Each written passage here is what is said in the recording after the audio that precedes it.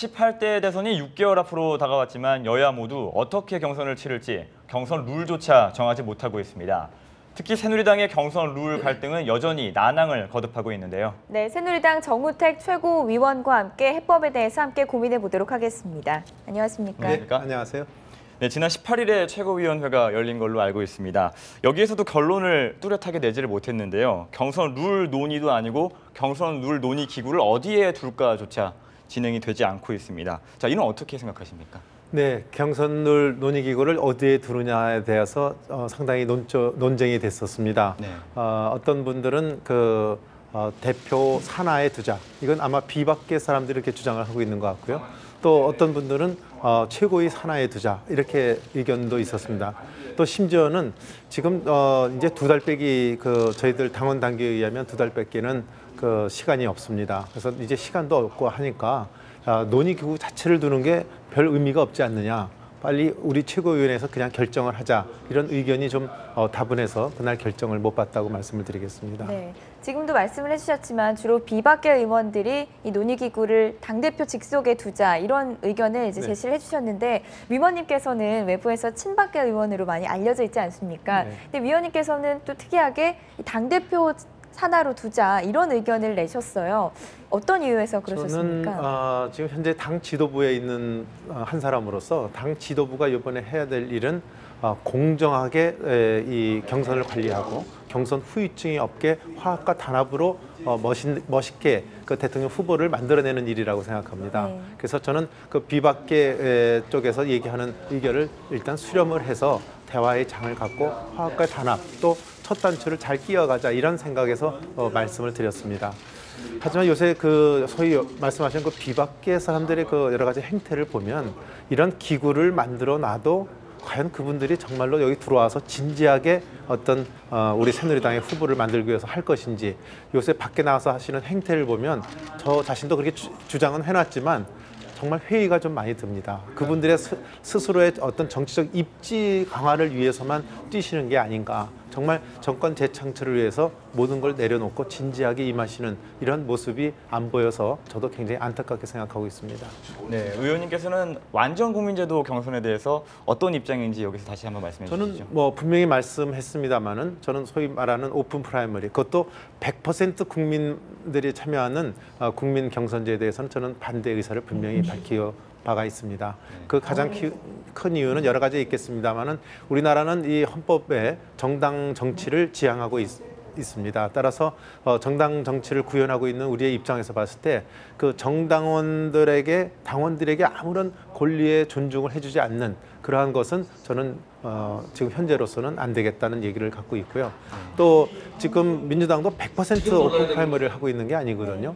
그렇기 때문에 여태까지 선거제도와는 전혀 다른 획을 긋는 새로운 선거제도를 도입할 때 어떻게 비박 3사람의 주장대로 이 선거제도를 바꿀 수 있는가 이런 것에 대해서 또는 역선택의 문제 또 앞으로 이것을 하게 되면 굉장한 많은 비용이 듭니다. 지금 대통령 선거도 한 1,500억 정도 든다고 하는데 이 미니 선거를 해도 제 생각에는 한 300~400억이 어떤 당의 대통령 후보를 만들어내는데 국민들의 세금으로 300억 내지 400억을 만약 지출한다고 한다면 아마 국민들도 좀 고개를 갸우뚱하시지 않을까 이렇게 생각을 합니다. 네, 이 새누리당 지도부에서 여야가 같은 날 한 번에 대선 후보를 선출하는 것을 전제로 오픈 프라이머리 수용을 검토하고 있는 것으로 알려지고 있는데요. 이 부분에 대해서 좀 설명해 주시죠. 그렇습니까? 저는 처음 듣는 말씀입니다. 지금 그런 것을 신중하게 검토하고 있지 않다는 말씀을 드리고요. 제가 아는 범위 내에서는 그렇습니다. 저는 같은 날 선택을 한다 하더라도 지금 이번에 민주당에서 한 것을 보면은 이 특정 세력들이 자기가 만약 민주당을 지지하면 민주당 대통령 후보를 뽑는 데 가서 소위 자기 한 표를 던져야 되지 않습니까? 그게 아니고 오히려 역선택을 해서 우리 당 같으면 박근혜 대통령 후보가 이제 만약 되신다고 한다면 유력한 후보니까 이 후보를 떨어뜨리기 위해서 민주당으로 가지를 않고 이 새누리당 어떤 경선장에 와서 자기의 표를 던진다고 한다면 이건 큰 문제가 된다고 봅니다. 이건 민심도 왜곡하는 것이고 또 정당한 원리에도 맞지 않다고 저는 보기 때문에 이러한 역선택이 같은 날 한다 하더라도 이러한 문제점이 좀 있을 것 같아서 조금 더 만약 같은 날 실시한다는 것이 여야가 합의가 봐진다 하더라도 그거에 대한 대비책이 만들어져 져야 된다 이렇게 생각을 합니다. 네, 이런 상황에서 박근혜 전 비대위원장의 역할이 좀 중요할 것 같은데요. 지금까지 침묵이라고 할까요? 말을 줄이고 계십니다. 네. 여기에 대해서는 어떻게 생각하십니까? 글쎄요, 지금 제가 보기에는 그 박근혜 전 비대위원장께서도 지도부가 지금 의견 수렴을 해 나가고 있는 과정이기 때문에 네. 그걸 지켜보고 계신 게 아닌가 이렇게 생각을 하고요. 저는 생각하기에 운동경기 선수가 빨리 규칙이 안정해진다고 먼저 나서서 하는 모습이 결코 좋은 모습으로 안 보이기 때문에 지금은 아마 우리 지도부의 역할을 지켜보고 계신 게 아닌가 저는 이렇게 네. 생각합니다. 방금 신중하게 수렴하고 계시다 이렇게 말씀을 해주셨는데요. 그렇다면 앞으로 전 비대위원장이 적극적으로 나서야 된다고 생각을 하십니까? 어떤 입장을 가지고 계십니까? 어떤 때가 되시면 그렇게 하실 때도 그런 순간이 올지도 모르겠죠. 그렇지만 현재로서는 우리 지도부가 좀 소위 비박 쪽에 여러 가지 의견을 좀 수렴하고 있고 또 우리 내부에서 지금 논의를 하고 있기 때문에 저희 지도부의 역할을 아마 지켜보고 계시다. 저는 이렇게 생각을 하고 있습니다. 네. 또 지금 현재 나설 시점이 아니다. 저는 또 그렇게 생각을 하고 있습니다. 그 비박주자 3인방이 경선 룰 논의와 관련해서 이 모든 후보가 참여하는 원탁 회동을 제안을 했습니다. 이 원탁 회동이 경선 룰 갈등의 해법이 될 수 있다고 보시는지 또 이 부분에 있어서도 박 전 위원장의 어떤 참여 부분에서는 어떤 입장이신지 저는 궁금합니다. 결론부터 얘기하면 그런 원탁회의 제의에 대해서 저는 소위 탐탁하게 생각하지 않습니다. 지금 왜냐하면 지도부를 배제하고 소위 그 경선에 나서는 사람들이 자기네들이 경선 룰을 결정해 보겠다 이런 모습이 결코 타당치 않다 이렇게 생각을 합니다. 예를 들면 좀 있으면 런던 올림픽 열리지 않습니까? 런던 올림픽 열리는데 거기에 참여하는 우리들이 선수들이 모여서 올림픽의 그 경기 규칙을 우리가 마음에 안 드니까 좀 고쳐 나가겠다. 우리가 앉아서 스스로 뭘 결정해 보겠다. 그건 상당히 의아스러운 모습 아닙니까? 그래서 이것은 지금 현재로서는 굉장히 저쪽에서 좀 제가 보기에는 저쪽 비박 경선자들이 굉장히 좀 너무 애달게 이렇게 하시는 모습이 아닌가. 이렇게 생각을 하고요. 조금 더 좀 기다려 보고 이거 의견 수렴하는 과정을 조금 더 지켜보시는 게 좋지 않겠느냐. 지금 당사자끼리 모여야 오히려 논쟁만 되지 더 해결책으로 가는 것이 아니다. 저는 그렇게 보이고 있습니다. 네, 비박 주자 이야기 조금 더 해보겠습니다. 경선룰 변화가 없는 한 후보 등록을 하지 않겠다 이런 발언들도 하고 계신데요. 이와 관련해서 탈당 이야기까지 나오고 있습니다. 이에 대해서는 어떻게 생각하십니까? 참 그것도 제가 최고위원회에서 지적을 했지만 상당히 비민주적 발상이라고 저는 보고 있습니다.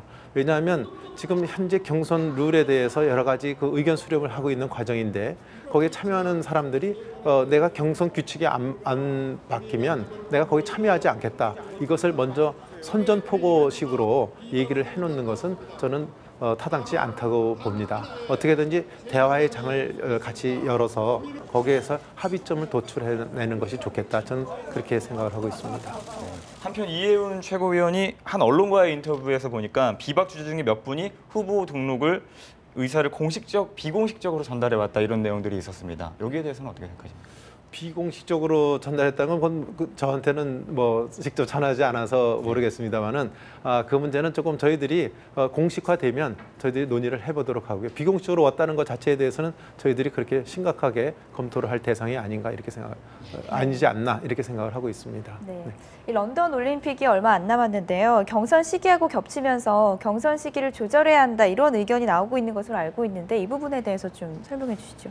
그거는 저 일부에서 얘기를 하고 있습니다만은 우리 당원 당규라고 하는 것은 우리 정당으로 보면 헌법과 법률과 같은 것입니다. 그래서 거기에 정해진 그 헌법과 정당에서 느끼는 헌법과 법률에 정해진 시한이 정해져 있기 때문에 어떤 흥행과 관련돼서 그것을 임의로 바꿔 나간다면 저는 당의 중심을 잃고 또 작은 것을 너무 쫓다 보면 큰 것을 잃는 오류를 범할 수 있다고 봅니다. 따라서 저희들은 우리가 정말로 당원들이 원하고 국민들이 원하는 대통령 후보를 뽑아내는 것이 중요한 것이지 흥행을 갖고 너무 좌지우지되는 이런 모습을 보이는 것은 타당치 않다 이렇게 보고 있습니다. 민주통합당 쪽 얘기를 해보겠습니다. 민주당은 당대표 경선이 그야말로 흥행에 성공을 하면서 대선 경선 흥행 가능성까지도 점쳐지고 있습니다. 그런데 이에 반해서 새누리당은 박근혜 전 위원장의 독주로 김 빠진 경선이 될 거다 이런 전망들이 있는데요. 이에 대해서 어떻게 생각하십니까? 저는 민주당 경선이 흥행에 성공했다고 보십니까? 저는 결과적으로도 그렇고 과정도 저는 흥행에 성공한 케이스가 아니다 이렇게 보고 있습니다. 그 이유는 그분들이 결국 하는 과정에서 보았을 때는 네거티브 또는 서로 인신 공격이 난무했습니다. 또 정책 대결이라는 것은 실종을 했습니다. 나중에 또 결과적으로도 보니까 민심과 또 당심이 왜곡됐다 이런 것을 갖고 자기네들이 자중질환 내지는 자기네들끼리 어떤 언쟁이 오갔던 것으로 보고 있습니다. 저는 아까 박근혜 전 대표에 대해서의 말씀이 계셨습니다마는 정말로 진정한 흥행이라고 하는 것은 그 국민들이 원하는 그 절대적인 지지를 갖는 그 후보자 또 그 사람이 그 어떤 과정을 거쳐서 그런 민의에 따라서 정상적으로 원만하게 잘 선출되는 것이 그런 것이 흥행이고 성공적인 후보 선출이지 국민들의 의사는 지지하지 않는데 전혀 다른 인물이 대통령 후보가 된다는 것이 저는 흥행이라고 보지 않습니다. 그래서 저는 박근혜 대표건 누구건 간에 어떤 후보든 간에 그 절대적인 지지를 받고 또 우리 당원이나 또 민의를 통해서 정상적으로 대통령 후보가 선출이 되는 것 그것이 흥행이고 저는 본선의 경쟁력이라고 보고 있습니다. 네.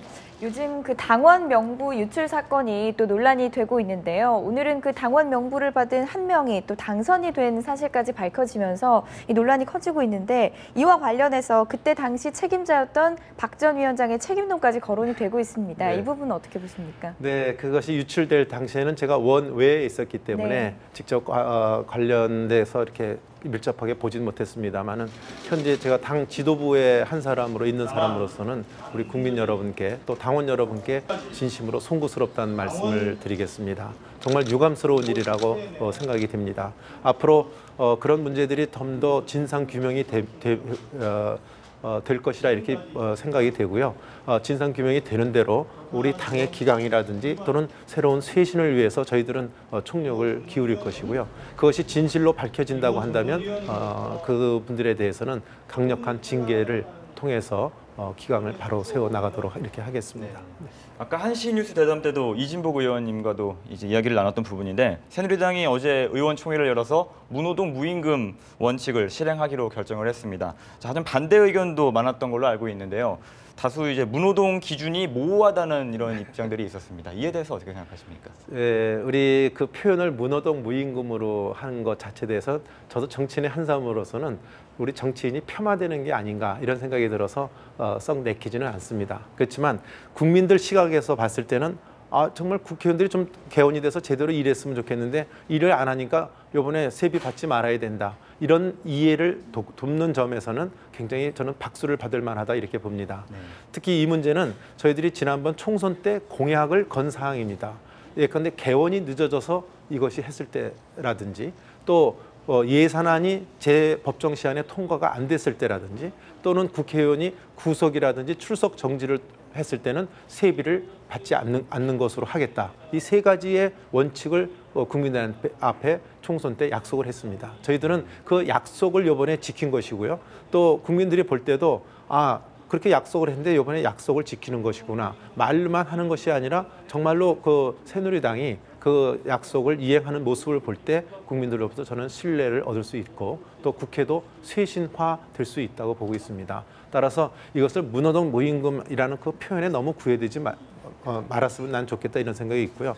정치적인 생각에서 이게 개원이 늦어지고 국회가 당연히 열려야 되는데도 지금 민생이라든지 여러 가지 못하는 것에 대한 정치적 책임으로서 우리가 세비를 약속대로 반납하겠다 이렇게 이해를 해주시는 게 더 편하고 그것이 저는 국민들로부터 박수를 받을 수 있다고 생각합니다. 네, 이와 관련해서 제 이른바 생계형 의원님들에 대한 걱정이 있는데 당장 생활이 어려울 거라는 이런 전망들이 있습니다. 이에 대한 고려도 있어야 될 것 같은데 여기에 대해서 어떻게 생각하십니까? 네, 그렇습니다. 그래서 어저께 의총에서 결정이 강제적으로 하는 것이 아니고 자기가 정말로 생계형에 곤란할 경우에는 자율의사에 맡기는 그러한 조항을 달았기 때문에 정말로 내가 이 돈을 이번에 세비를 못 받으면 생계가 어렵다 하시는 분들은 아마 여러 가지 또 사정에 의해서 자율적으로 판단하실 거다 이렇게 생각을 합니다. 네, 요즘 새누리당도 그렇고 민주통합당도 그렇고 이 대선 주자들의 발언이 연일 화제가 되는 날들이 이어지고 있는데요. 그중에서도 특히 이재호 의원이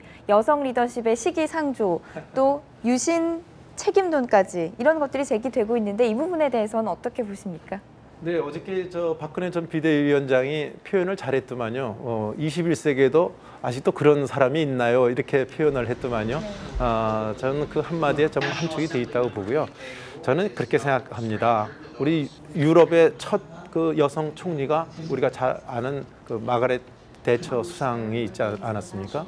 그 수상이 그 대통령이 수상이 되셔서 그 영국병을 치유했고 또 특히 그 이재호 의원이 얘기한 것은 여성이 국방 의무를 잘 안 하면 그 여러 가지 그런 데서 리더십이 문제가 있지 않냐 이런 지적을 하신 걸로 제가 알고 있습니다. 근데 잘 아시다시피 1982년에 그 아르헨티나가 그 영국령인 그 포클랜드 섬을 공략했을 때 그걸 과감하게 전쟁을 일으켜서 승리로 이끌었던 그런 장본인이기도 합니다.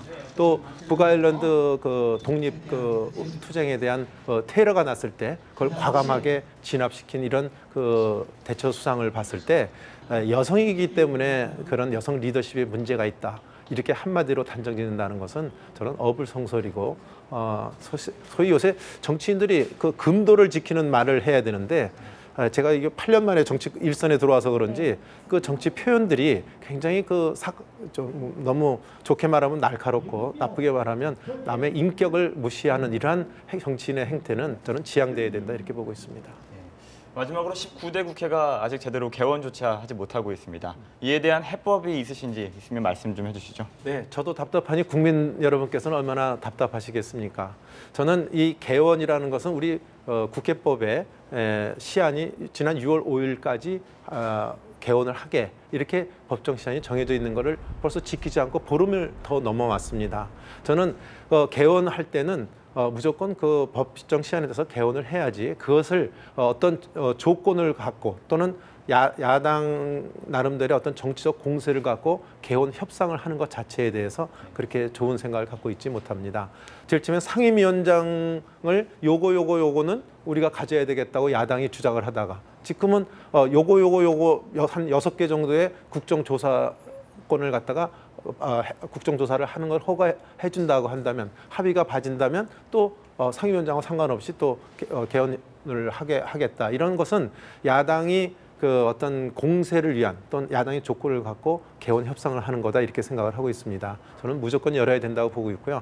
비유를 하자면 우리 학생들이 그 학교가 개학을 했는데 개학을 하면 무조건 학교 가야 되는 거 아닙니까? 네. 근데 사탕을 주면 가고 사탕을 안 주면 소위 단 것을 주면 가고 단 것을 안 주면 안 간다. 그런 것을 한다는 것은 저는 우리 이제 정치가 새롭게 변화돼야 되는 이 시점에서 예전의 구태의연한 모습을 지금 또 재현하고 있다. 그래서 여야 간에 빨리 그 협상을 마무리 짓고서 빨리 하루라도 빨리 열어야 되겠다 이렇게 생각을 하고 있습니다. 네, 여기까지 듣겠습니다. 말씀 고맙습니다. 네, 지금까지 새누리당 정우택 최고위원과 함께했습니다.